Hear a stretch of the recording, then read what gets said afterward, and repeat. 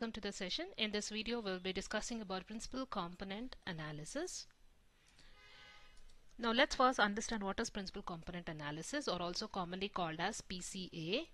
Now PCA is a popular unsupervised learning method popularly used for reducing the dimensionalities of large data sets. So when you have very large data sets, it's very difficult to interpret the data, and hence PCA is commonly used because it will reduce the dimensions of the larger data sets, and thereby it not only increases the interpretability, it does the reduction, but still ensuring that the interpretability is more and information loss is less. So it's a very significant, very popularly used unsupervised learning method for reducing the dimensionalities. And using PCA, you can find the most significant features in a data set, thereby making it easy for you to plot the data either in 2D or in 3D. So basically, PCA helps in finding a sequence of linear combinations of variables. So when you do the problems on PCA, you can see that you will naturally get a sequence of linear combinations of variables from a complex higher dimensional data. So this is just a graphical representation of the principal components. So these orange plots, let's say these orange dots are nothing but the data points. So after applying PCA on these orange data points, from this figure we notice that these several data points that you have in orange is now easily plotted on a two-dimensional plane. We are able to apply PCA on the orange data points and thereby get two principal components, PC1 and PC2. Now we are able to plot these points on a two-dimensional plot. Now PC1 is the primary principal component, which mainly has the maximum variance in the data, and PC2 is a second principal component, and remember PC2 and PC1 are always orthogonal to each other as shown in this diagram. Now let's first understand what is a principal component. Now as we saw from the previous figure, principal component is a straight line which captures most of the variance of the data. And principal component will have both direction as well as magnitude. Now also what we notice from the figure is principal components are orthogonal projections, or perpendicular. Orthogonal in the sense perpendicular projections of data in a lower dimensional space. So from a higher dimensional space, you are able to reduce it to a lower dimensional space using principal component analysis, where you are representing the data now in the form of principal components PC1, PC2, which are orthogonal to each other and can be easily plotted on a 2D or a 3D plot. So now we have understood what is a PCA, why do we need PCA, and what is PC, that is principal component. Let's now try to apply PCA in machine learning. Now when we are talking about machine learning, we will be first step would be the data. So we will be having huge amounts of data, and the first thing that important here is dimensionality. When you're working with data, you need to understand the dimensionality of the data, because dimensionality will describe the quantity of the features which is in the data. So you need to understand the features and what is a quantity, how many features we have, that is nothing but dimensionality. Now when you're talking about high dimensional data or complex data, it's very difficult to visualize this data or visualize and interpret the relationship between these variables which are in the features. Because there will be numerous variables. When you are dealing with high dimensional data in real time, there will be numerous variables. It's very difficult to interpret the relationship between these variables as well as to visualize it. So that is when PCA comes into picture, because PCA, that is principal component analysis, will help in reducing the number of variables in the data set, but yet preserving the most crucial data and minimizing the loss of information. So in PCA, you are able to convert the original variables into a new set of variables. So PCA will help is a method where you are converting the original variables into a new set of variables, and this new set of variables we call it as principal components. Principal components are nothing but linear combinations of the original variables. So basically PCA will help in reducing the dimensionality of your data set depending upon how many principal components you want for your work. It need not be that you want just PC1. There is no rule that you just want PC1, PC2. You can define how many principal components that you need depending upon your data set and your study.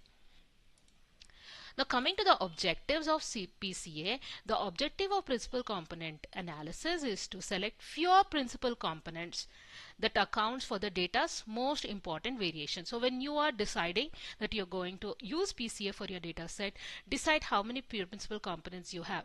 It's better to have few principal components which will represent most of the variations in your data. So basically PCA will help you to streamline your data analysis. It will help in visualization of your data, and therefore it helps it easy for you to spot the trends or relationships between the factors, and all this is done by just reducing the dimensionality of your data set, and therefore making it easier computation as well as reduces the computational time and requires lesser computational space. Now coming to the math representation of dimensionality reduction in context of PCA, let's say I have a data set. Let's say the data set has n observation and p variables, right? And let's say I'm representing my data set as a n cross p data matrix. So I have n rows, n number of rows and p number of columns. The rows are nothing but the observations and the columns are nothing but the variables. Now the goal of PCA is to transform the original variables into a new set of k variables, and that we are going to do using principal components, which will capture most of the significant variation in the data. So principal components, as I told you, once the principal components are formed, let's say PC1 or PC2, basically they are nothing but linear combinations of your original variables. So let's say this is what your principal components are. So PC1 is your primary principal component, PC2 is next year principal component. Let's say I have k number of principal components. So PC_1, PC_2, PC_k are your principal components. And as you can see from the equation, each principal component is a linear combination of the original variables, because here A is nothing but the weight, and x is nothing but, as I told you, x is nothing but your variable. Okay, so let's say x are the variables. So you have x_1, x_2 until x_p, and a represents the weights, right, which is multiplied with your variables. So basically principal component PC is nothing but the weighted linear combinations of the original variables. So principal components, as we observed from the previous figures, that PC_1 is a primary principal component, and that will capture the most significant variations in the data. And the second principal component, that is PC_2, will capture the second most significant variations in your data, and so on it continues. So the most significant variation will be in PC1, next PC2, and then it goes on reducing. So basically the number of principal components used in the analysis will be decided by you. So how many principal components you want to have, right? That would be decided by you, and that is represented by the variable k. So k will basically determine the reduced dimensionality of your data set.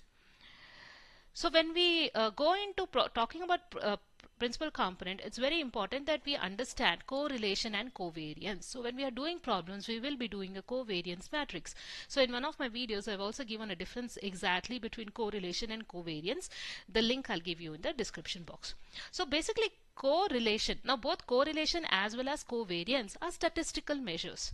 Correlation will express the direction and strength of the linear connection between the two variables. So let's say I have two variables x1, x2. So the relationship between the linear connection between the where it represents the direction of relationship as well as strength of relationship, that would be denoted by correlation.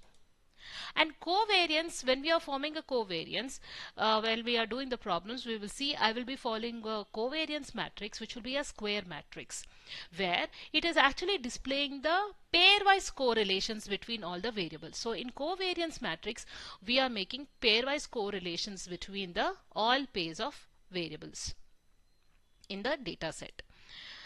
So if suppose I get a coefficient of 0, when I say correlation coefficient of 0 between two variables, I get the coefficient as 0. So that means there is no linear connection between the two variables.